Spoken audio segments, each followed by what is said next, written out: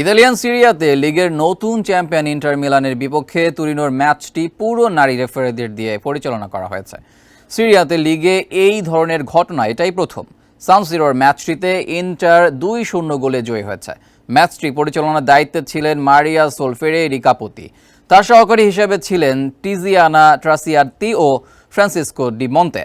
49 মিনিটে হেনরিক মাখিটারিয়ানকে ফাউলের অপরাধে তুরিনোর আন্দ্রিয়ান টামেজেকে লাল কার্ড দেখান ফেরেরি কাপোতি।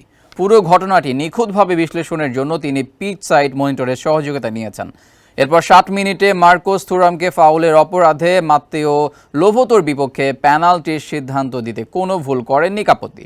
স্পট কিক থেকে ইন্টারের ব্যবধান দ্বিগুণ করেন হাকান কানাহাগলো। যমুনা ইস্তি, the goodness of purified air. আমার বাসায় এনেছি যমুনা ইস্তি, আপনি কিনছেন তো? 2022 সালে সাসুলো বনাম সালেরেতিনার বিপক্ষে ম্যাচ দিয়ে অভিষিক্ত 33 বছর বয়সী ফেরেরি কাপোতি এ পর্যন্ত সিরিয়াতে 10টি ম্যাচ পরিচালনা করেছেন। এর আগে এই 3 রেফারি একসঙ্গে 2022 সালে দ্বিতীয় বিভাগের ম্যাচ ছাড়াও কোপা ইতালিয়াতে 2013 সালে নাপোলি বনাম ক্রিমোনেসের শেষ 16 ম্যাচটিতেও দায়িত্ব পালন করেছিলেন।